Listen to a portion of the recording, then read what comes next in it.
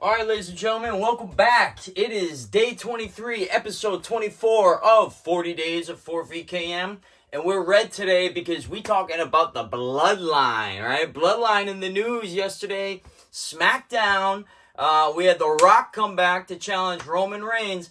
A lot of wrestling fans not happy about it on the internet wrestling community, but, you know, it is what it is, right? We're doing long-term storytelling, folks. So if you're upset about Cody, well, Cody will finish his story eventually. Just let's see what happens. Enjoy the show, as we like to say, right? But this is a very fun episode. It was 18 minutes long on the dot. It was what I was calling the season 1 finale of 4VKM, 2 seasons. And it came out on 11/16/2021. And the title of it is, Let's Go to Dallas, Brandon. And then in parentheses, media tells the truth. Wow, the media told the truth. I can't believe it, right? So, I kind of talked about when we did the John Oliver interview. Sometimes you got to flip it on them, right?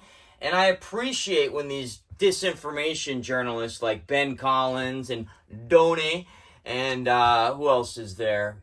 I don't even know. But I guess Rachel Maddow, right? She's one. I appreciate it when they drop certain little hit pieces on the community because they're getting the word out to the normies, right? And for every normie that looks at it and says, wow, these people are idiots, right? There's a couple that say, Jesus, what are they saying? I mean, they usually aren't telling the truth. So if they're saying this, is this the truth? Is this false? I don't know, right? So, so let's get into it, right? Let's go to Dallas, Brandon. Well, who's Brandon? We know Brandon is Joe Biden, right? And we start off kind of talking about showing all these Biden gaffes, right? We started with Castle Rock Studio in the background of the White House. And a nice little, the lighthouse coming in, swimming in with the light. And then the lights go out at the White House, right? You have Tucker Carlson. Tucker Carlson is doing a piece on his Fox show while he was still there, and he's talking about how Joe Biden administration had built a fake White House set across the street from the White House, right? So I remember at the time they were saying, oh, well, we did this to make more space for people and, all this stuff. So why did they do that, right? Nobody's had to make a fake White House set, outside of the White House before. I mean, they're basically... What have we been saying for months up to this point? I think the White House is fake. I think they're using green screen with Joe Biden's hand disappearing in front of a microphone. Like, something seems off. And then, boom, you have it on mainstream media. Oh, yeah, we created a replica White House, fake White House set over across the street so we could do the press conferences and stuff there. So, very weird, right? So, where did Brandon come from? Well... Here's a NASCAR race. I want to say it was the Daytona 500. Don't kill me if I'm wrong on that. But I want to say it was the Daytona 500. And, a lot of NASCAR fans, they're MAGA for the most part, right? So, not to generalize, but if I had to guess, I'd say they probably are. And you had Brandon win, and Brandon is driving the 68 car, number 68 car. Now, what's interesting about that? Number 68... if you do gematria on Brandon, it comes out to 68. So, nice little sync there. Did he plan that? Did he know his name was his car number? Probably not, right? A lot of times people don't know these things. But for those who have eyes to see, it's kind of interesting. And it's another one of those beautiful little coincidences, right? So how does Brandon come about? We have Brandon being interviewed by a reporter at the end of the race. And in the background, you have a bunch of fans chanting F Joe Biden, right? And, it's getting loud and it's getting louder and louder. And the reporter goes, you can hear these fans, let's go Brandon, right? Which is not what they were saying. Anybody with ears would know that's not what they were saying, right? But she was trying to cover it up, right? So that kind of that's the origin of Brandon right there, right? And it became a code word, right? We like to talk in codes. Instead of saying, FJB, it was, let's go Brandon. You can put that on t-shirts. You can have flags. I mean, they did flags and t-shirts for the other phrase too, right? But this is like the PG version, right? And, you know, it's a nice little way to get around the system right there. Let's go, Brandon, right? So let's go, Brandon. We're going to Dallas, right? But before we get to Dallas, we're showing just some more disastrous things that's going on with Joe Biden. We got rap songs being made about Joe Biden. Let's go, Brandon, now. You know, it's getting out of control. And, you know, we show you some mainstream media, right? We show you let's go, Brandon chants happening worldwide, all over the world, all over the United States and abroad. People are chanting, let's go, Brandon, because everybody sees the United States falling to shit in the just first couple months, first year of the Brandon administration, right? You have Colbert and some of these talking heads in the media. You know, they talk about one of Joe Biden's overseas trips where he's with the royals over in the UK and he passes gas, and you know, the Duchess of somewhere was like, it was so foul I almost fainted, right? And so Joe Biden's overseas blowing wind. He goes and he visits the Pope. Everybody heard what happened with that. You know, allegedly he shit himself. You know, the Pope had to cancel the meeting as a result of that. And that just reminds me of that time when Trump met with the Pope, and the Pope had that face on, and Trump's got the shit-eating grin on, and it's just fun. It's just fun stuff, right?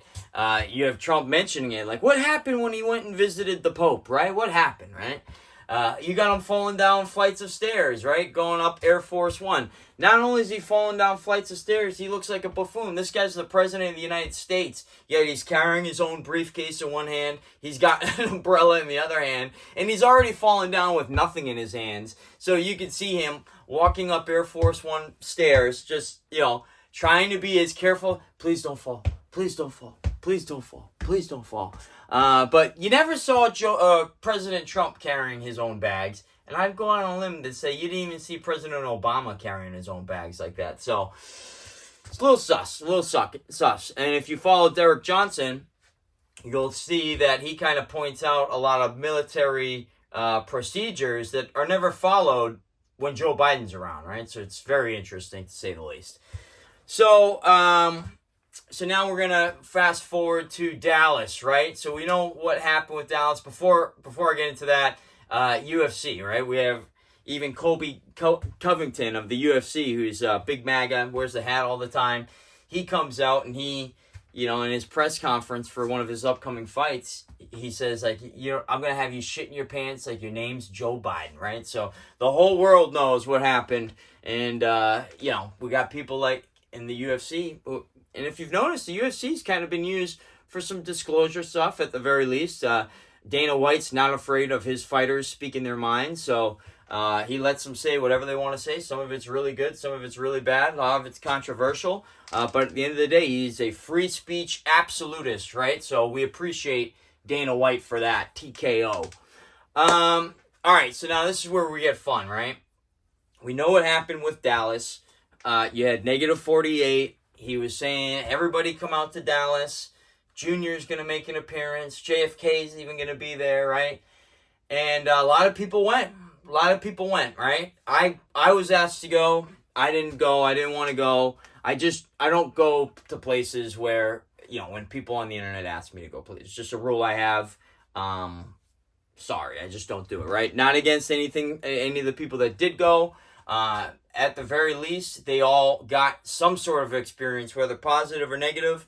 Everything happens for a reason at the end of the day. And I truly believe that this Dallas event happened for a reason. And I'll kind of talk about that a little later. Now, if you remember, I was mentioning in the last episode, or one of them, how I did the video editing for the Sacred Blue Tent and for -48 when it came to that Jesus Strand documentary, right? Now, the timing of that was very interesting because I had like a deadline to get that done. Like, hey, we need you to do it. But if you're going to do it, it has to be done by 10:30 and 10:31. It has to be out on these days. It can't go out any later, right? What were they getting together for? They were saying get to Dallas on 11/2, right? So everybody shows up at Dallas. They're all at the grassy knoll, right? They're waiting for everything to happen. You have, now I'm showing you in this video, you have all the mainstream media now talking this storm up, right? Now, the interesting part for me, right, was that I got those videos done like the day that they were due, because there's a lot. You're gonna go edit 5 hours of video twice, 3, 4, 5 hours. You know, that's a lot. That's a lot to do. So, you know, I got it done. I didn't sleep a lot during that period, right? But there's something driving me, pushing it to make sure I hit those deadlines, right? And I didn't realize the significance of what I had done until I woke up that day after Dallas and I saw the entire mainstream media losing their shit in citing that documentary in terms of the bloodline and Trump, Kennedy, and all this other stuff, right? So we begin with them just talking about how people showed up in Dallas. They were expecting JFK to show up. They were expecting JFK Jr. to show up, right? Rachel Madcow even mentions that they were thinking somebody was going to appear at 12:29. 12:29 or 1:29 Eastern Standard Time. Remember, follow the watch, 1:29. That's what 107 had said. That's why that watch was set at that. At 1:29 Washington, D.C. time, that is when the counter coup, the counter attack started. It was the minute that John F. Kennedy was assassinated in Dallas. As soon as it happened, contingency plans were activated in Washington, D.C. at 1:29. Follow the watch.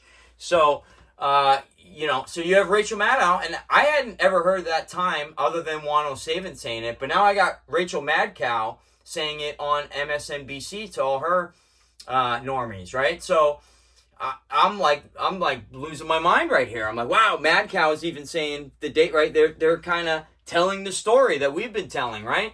They're making fun of the story, right? But as you can see in the video I put together, we flip it on them, right? We're taking out all the bad stuff. We're showing them, you know, the words that they said, their own words, to tell this story that we're telling, right? And you can see, you want a perfect example of 4 a.m. talking points. You can look at CNN and MSNBC and the Young Turks. They all said the same thing during this process, right? They're all telling the same exact story. They're talking about Q. They're talking about how Trump's the savior and he's going to take down the pedophiles and all this other. I mean, it's identical. And especially on MSNBC, when you look at, I think it's Ari, I forget his name, Ari, we'll call him Ari, and Rachel Maddow, they're basically saying the same exact thing, right? So we wrap that part up of the video with Ben Collins, little Ben Collins, I like to call him, and Ari from Ali Velshi, right? That's it. I've been calling him Ari. Ali Velshi, right? And they're reading Q drops, right? And this is what really gets me with all the Anons that are so anti JFK Jr. Look, none of us are telling you what to believe at the end of the day. If you don't think he's alive, we're not here being like, oh, you're an idiot, you don't think he's alive, right? But you do see on the other side of the point of view, you have people that say, oh, you're making us look like idiots, right? Well, look, and the truth is, I don't think anybody fully comprehends. There's not one person that's not on the Q team that understands the context of all those drops. I mean, it's said in there multiple times, disinformation is necessary, right? And here's a perfect example. You have Ali Velshi and you have Ben Collins citing Q drops on why this whole JFK Jr. thing is bullshit. So what they're telling me is that some Q drops are true, but the other ones aren't, right? But this is the cherry picking that I talk about, right? Everybody goes to that drop where it says is JFK Jr. alive, and Q responds no, and then so many people say that's it, closed case, right there, right? My rebuttal to that is Q drop 1. Hillary Clinton is going to be arrested at 10:30 at 7:54 a.m. Right? These are very precise statements right here, and those things didn't happen, at least as told in that Q drop right there. Now, am I sitting here saying, oh, the whole Q thing is discredited because the Hillary Clinton thing didn't happen, right? No, because I think that there's meaning and messages in all of those drops that, again, I don't think any of us are going to fully understand until, somebody comes forward and says, this is what it was, right?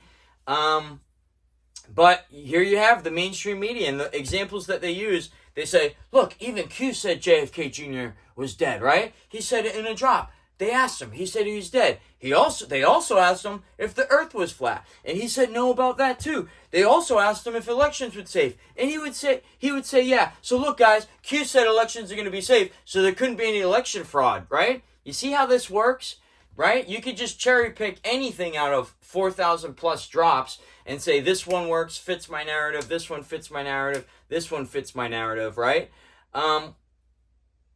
Look, it's everybody's opinion at the end of the day. And that's what I try to do here in these shows. I don't tell you what to think. I'm just telling you to have an open mind, and I'm giving you my opinion. I'm giving you what I've seen, the collective of thoughts that I've seen, my experiences throughout life, growing up in Boston, following the Kennedy family, being a Trump supporter from day one, being a wrestling fan for 20 plus years, seeing all this stuff kind of happen, and then being in the Q drop since the beginning of following that kind of thing that was happening. So, we all have different experiences and we all have different backgrounds, so everybody should be sharing their story, right? But I guess I'll get off my soapbox here. We shouldn't be judging people on what they think, right or wrong. If they believe that,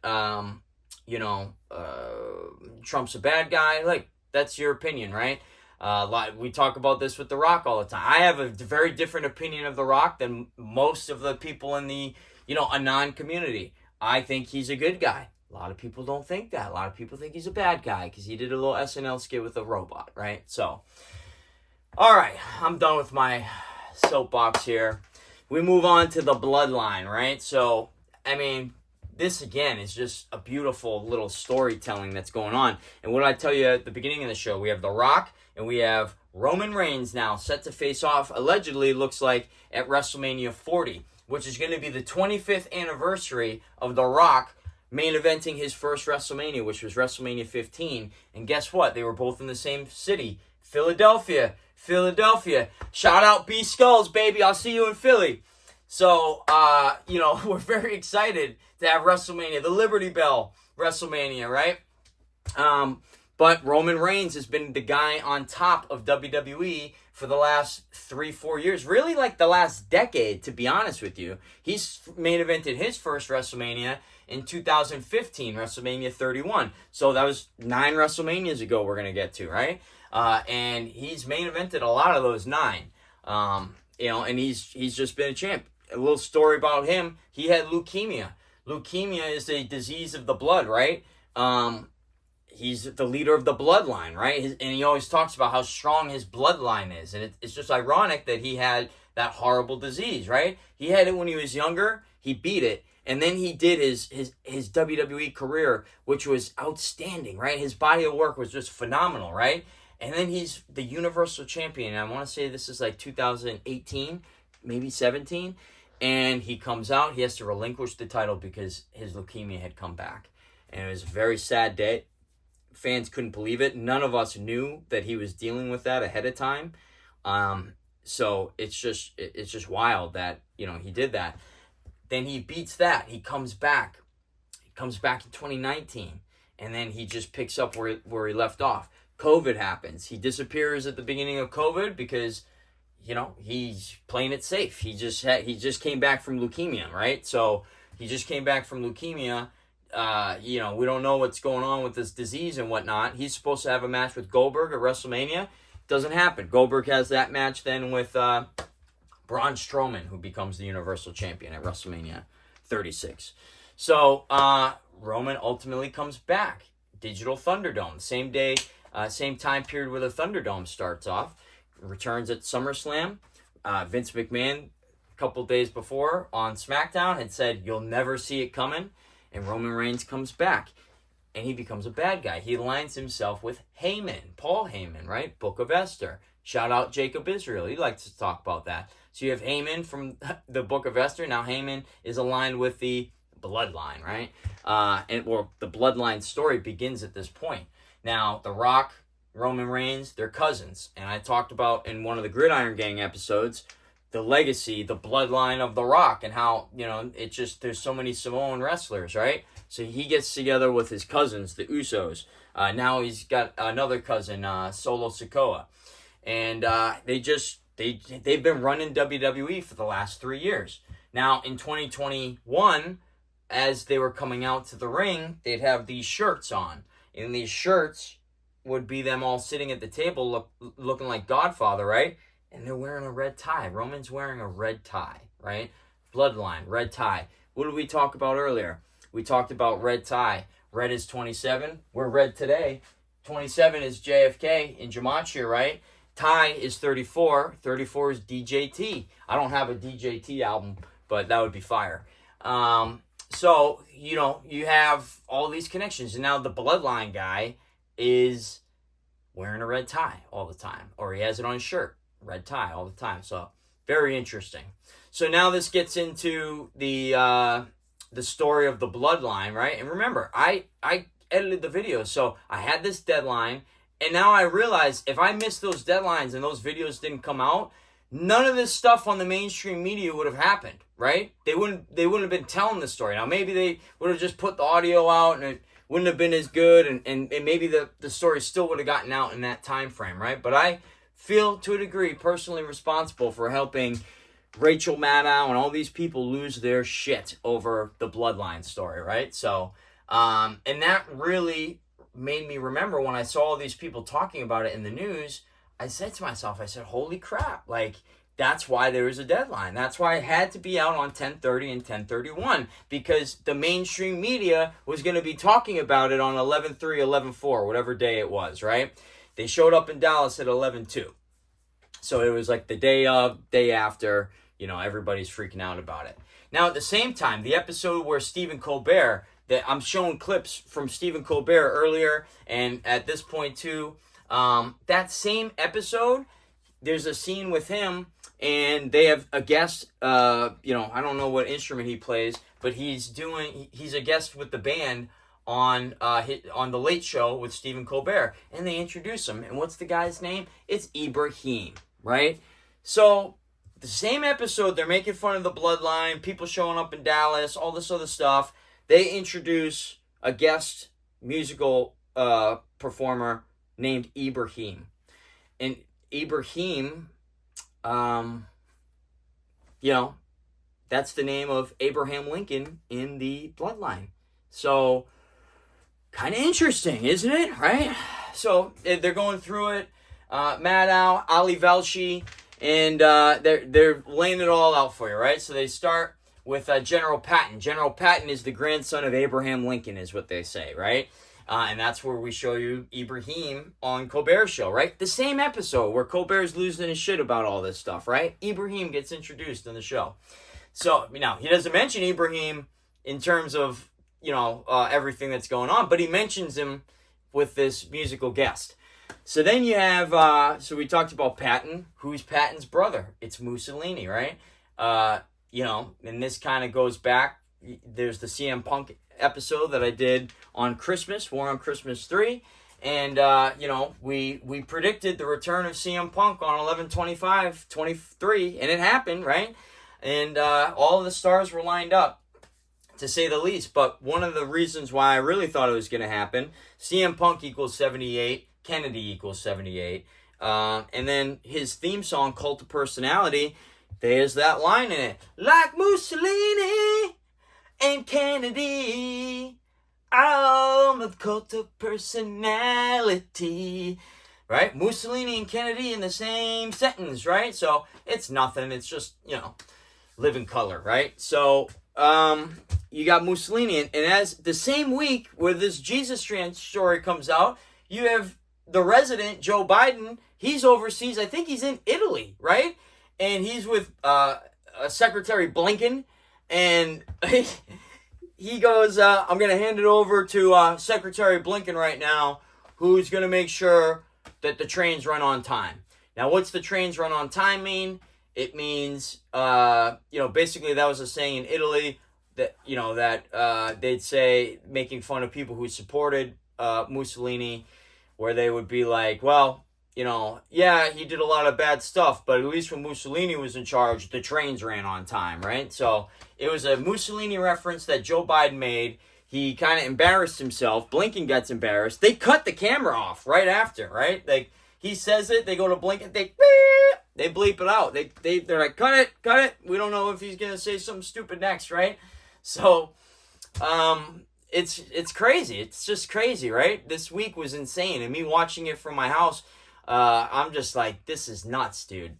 So, Mussolini was trending. Mussolini was trending on Twitter while this is happening, while the Jesus strand is out, while the media is talking about Mussolini being Patton's brother, right? Okay, so we got Patton, we got Mussolini. They're the brothers, right? We had Biden with the slip-up. Then they mentioned Joseph Kennedy. That's another part of the story. They say that Joseph Kennedy died in World War II.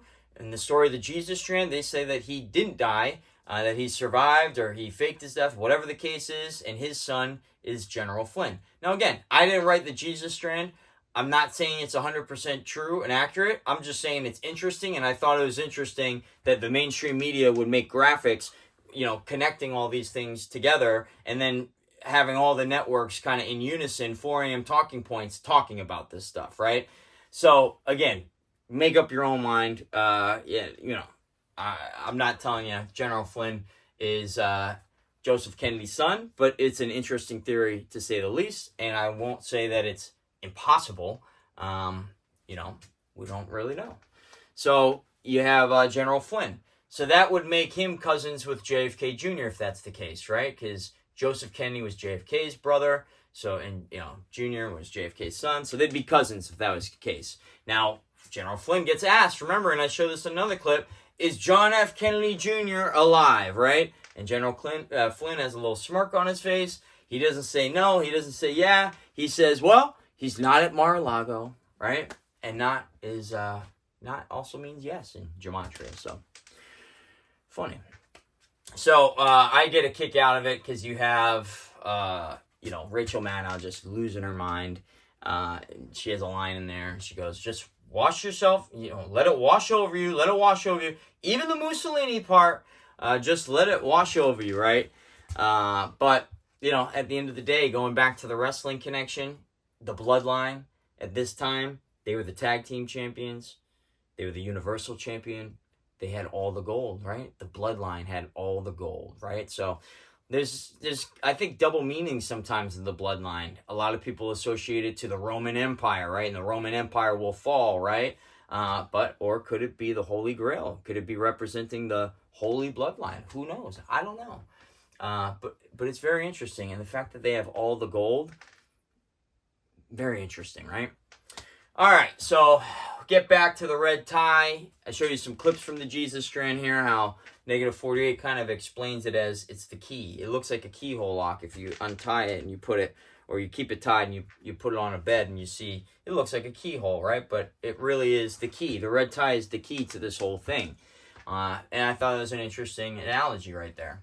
Now, I mentioned before how WWE was performing without fans throughout the pandemic. They came back with fans, WrestleMania 37 in April 2021.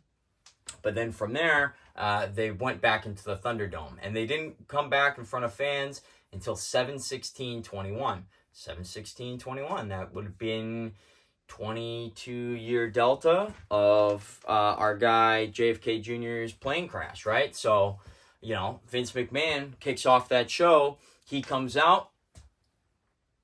He says one thing. He goes, where the hell have you been? Right? And then he walks the right way. So 22 years later from the day of JFK Jr.'s plane crash, which, don't forget, there's a lot of parallel between Vince McMahon during that period in 1999 and the plane crash. Vince was on crutches. Jr. was on crutches.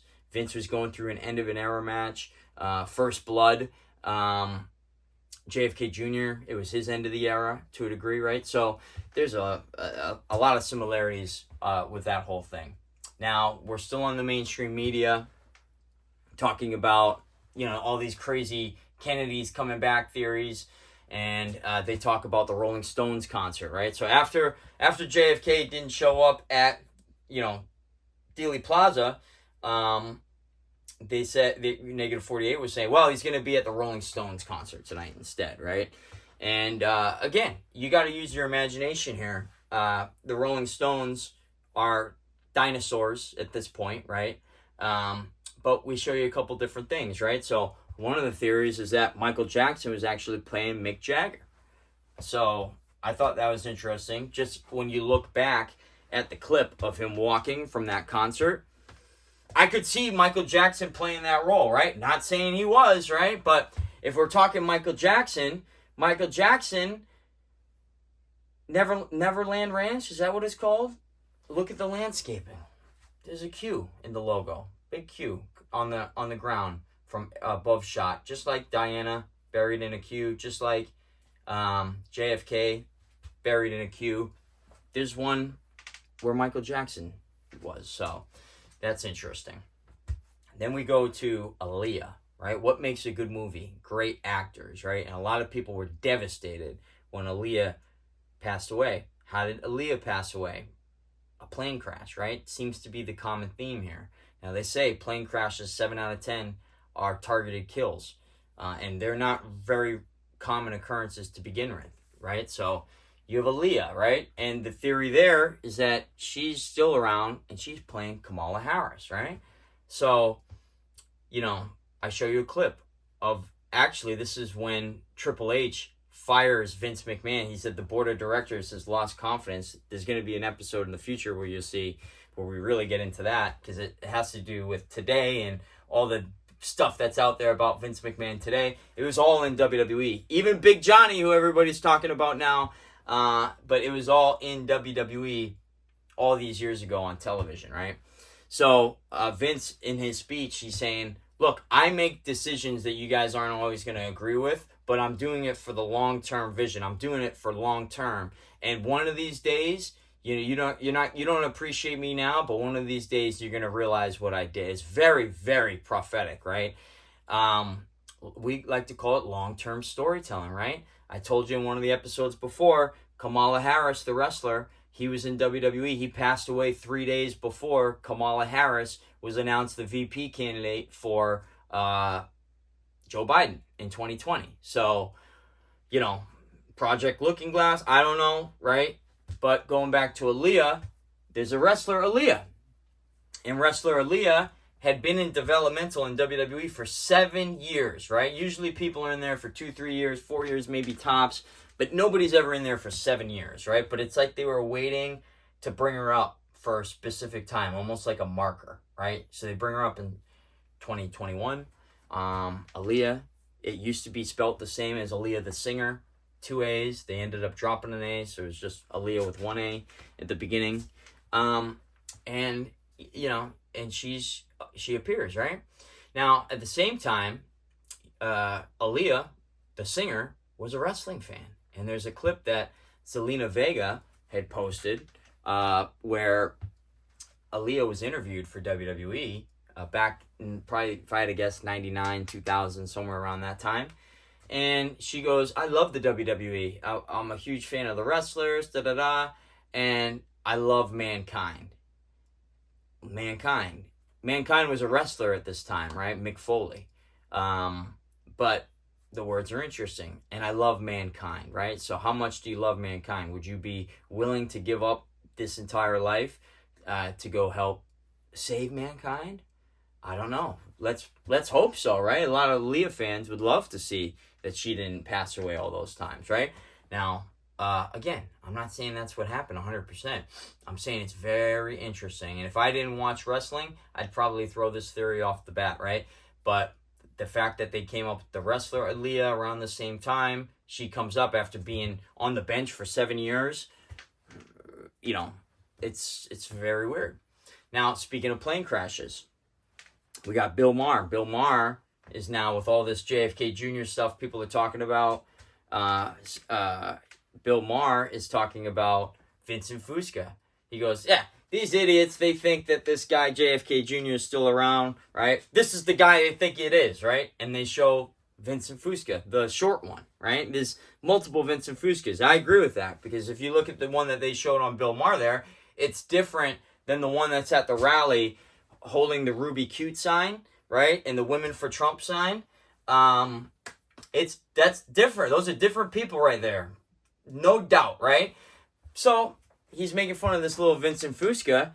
And I show you a clip from the Jesus Strand where Negative 48 talks about who is playing that Vincent Fusca. And it looks just like John Denver if you put it side by side, right? So I'm looking at that. I'm like, wow, that does look like John Denver, the shorter Vincent Fusca.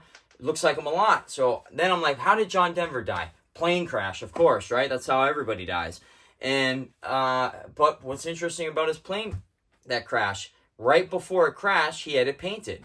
It was painted the same color scheme as Junior's plane, and also the same color scheme as Trump's plane, and also the same color scheme as the Air Force One that Trump designed that was making its way into WWE on 2024.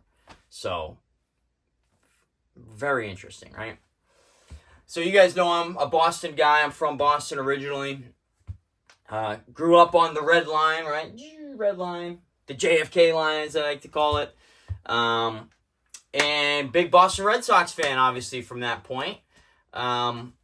And, you know, one of the parts of the city growing up before they won a World Series in 2004 is there was a sign. Now, you've probably heard the curse of the Bambino. The Red Sox never won a World Series in 86 years up to this point. One of the longest droughts in the history of sports. And they had, there was on Storrow Drive, there was this street sign that hung over an overpass, right? And I show this because, remember, they're at Dallas.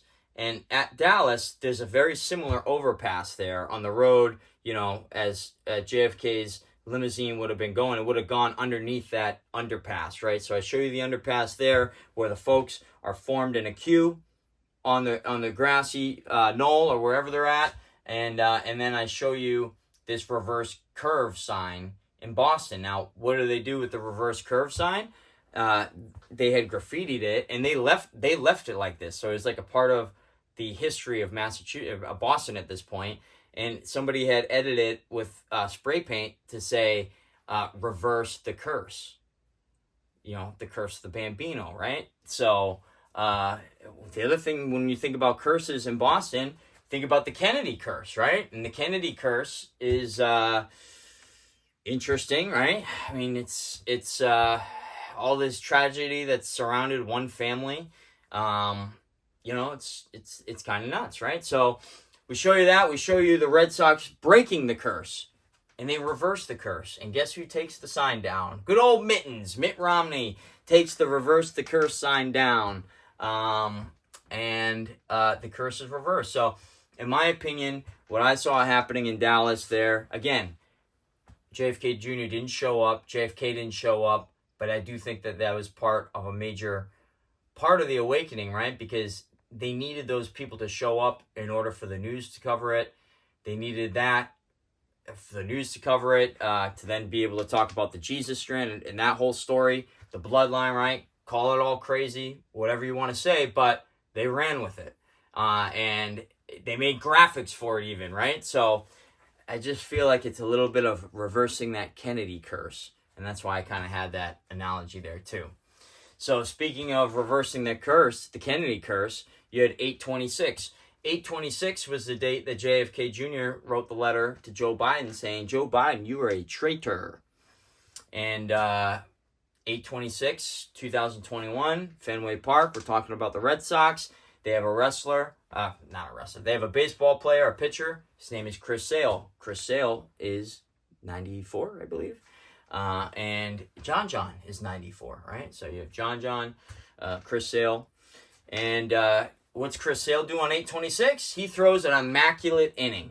An immaculate inning is when you throw 9 pitches, all strikes, 3 strikeouts, right? Immaculate inning. It was a perfect inning. And, you know, so you decode that. Immaculate inning, 165. Resurrection is 165. What is everybody talking about? They're talking about the Kennedys coming back, right? It's like a resurrection. So that's interesting. Then I moved to another clip where we have Vince McMahon, and this is when he was introducing the NWO back into WWE in 2002. And, you know, he's like, these men are coming back to the WWE, right? Because they were all there previously. And at the same time, in this year, you have a new Matrix movie coming out, Matrix Resurrections, right? And that movie, I want to say, was coming out on 12/21/21 or something like that. It was one of those, what are they called? Palindromes or something like that. One of those where the numbers are the same backwards and forwards. I think it was 122-221. So, I don't know. But it's basically, it was 122 backwards and forwards. I remember that. Because what's 122? 122 is JFK Jr. lives is 122, right? So you have that tie-in with you also. Now, while I'm showing you that clip, Vince McMahon says, he goes, "You can't stop it. Nothing can stop, what is about to happen." He doesn't say the phrase we like, nothing can stop what is coming, right? But what is nothing can stop what is coming comes out to? It comes out to 316. When I think of 316 in terms of wrestling, I think of Austin 316, right? And I've mentioned this before. Austin 316, he was basically making fun of Jake Roberts, and he did a promo. He said, you have your Psalms and your passages. You want to talk about John 3:16. Well, Austin 3:16 says, I just whooped your ass. And then the rest is history from there, right? So you have Austin 3:16. You have nothing can stop what is coming equals 3:16. And, Matrix Resurrections. Fantastic movie if you guys didn't see it. Now, this gets very interesting. Now, I always talk about how what's happening with Trump is mirrored with Vince McMahon in different ways, right? So, this gets a little weird. They both had brothers. Robert Trump for Trump and Roderick McMahon for Vince. Now, Roderick McMahon was the name of Vince's grandfather. Vince's grandfather, Roderick McMahon, died on 11/22/54. 9 years before JFK. So it's a negative 9-year delta in that regard, right? So I always thought that was super interesting, right? But they both passed away. Trump's brother, Vince's brother, passed away on Trump's last day in office, 1/20. And it was a year after that to the day, the next year on 1/20/2022, that Vince's mother, Vicky Askew, passed away. On the same day, just a year later, right? So I always thought that was super weird. Remember what I told you about Vince's mother, Vicky Askew. Her mother was Victoria Hanner, and then her mother was Sarah E. Kennedy. So Vince's great-grandmother was named Kennedy, and that, I think, is what led to the middle name being Kennedy, right? Which Kennedys are they a part of? I don't know. There's a million Kennedys out there, but that kind of leads to the proof that Vince McMahon is a Kennedy. He is a Kennedy, right? So, but anyway, Trump's brother passes away. So you have Rob and Rod, two brothers. It's weird that their names are that close as well. And how far apart are their deaths? 5 months, 5 days. You have a 5-5 right there, right? 5 months, 5 days, 5-5. So, it's just weird. It's just interesting stuff, right? Now, the last thing we really talk about is we're back to Stephen Colbert, and they were talking about the Rolling Stones and how these guys were playing the Rolling Stones, allegedly, right? And he ends with that famous line of, you can't always get what you want, you get what you need, right? And what's that remind me of? That reminds me of that editorial that JFK Jr. wrote in the Survival Guide for the Future, the 2020 episode of George Magazine, where he ends with that same phrase. You can't always get what you want, but you get what you need, right?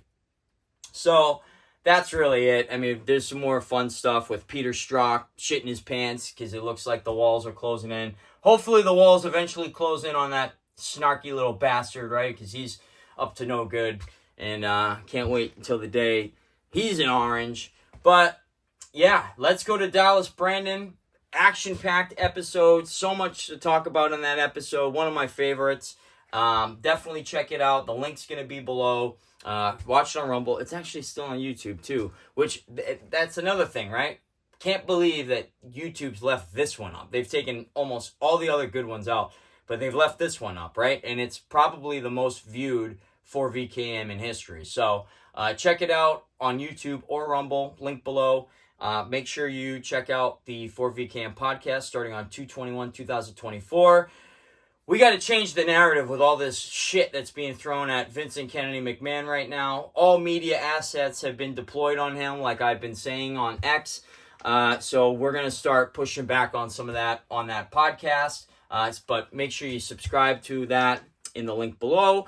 And as always, 4vkm.com has all the episodes in order that you guys can check out and have a blast watching. Go binge watch some 4VKM in order if you want to. So that's it. Next episode, 25, we're going to cover, the season premiere of the second season. We took a couple months off for the holidays here, came back in on February 21st, 2022, leading up to that WrestleMania that year, which I forgot to mention. WrestleMania in 2022 was in Dallas. It was in Dallas.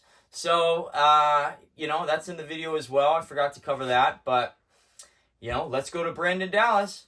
Let's go to Dallas, Brandon. Let's go to WrestleMania in Dallas, Brandon. And that's what we did. And I had a good time out there. I was actually walking from one of the events and crossing, you can't make this up. I was crossing Dealey Plaza, the street, what's it called? Elm Street? Nightmare on Elm Street, right? So I'm crossing that street where JFK got shot. I'm wearing my 4VKM t-shirt, and a guy across the street who had seen me on the Conspiracy Horseman interview, he goes, "Hey, are you that 4VKM dude?" And I was like, "Yeah." And he goes, "Oh man, I saw you on the Conspiracy Horseman. I thought it was crazy good. I love your videos." I'm like, "Wow, how cool is this, right?" And I think about what that guy must have been thinking about. We're at the site of JFK's assassination, and he recognizes me, and he sees me crossing the street, the same street JFK got killed in, and I make all these videos about JFK. So it's just, I love the world, right? I love life. Life is so good because it just likes to give you all these little different nuggets and whatnot. So appreciate that guy, whoever you are. Hope you see this. Probably not, but, that really made my weekend that weekend. So, as always, ladies and gentlemen, enjoy the show, and we'll be back tomorrow.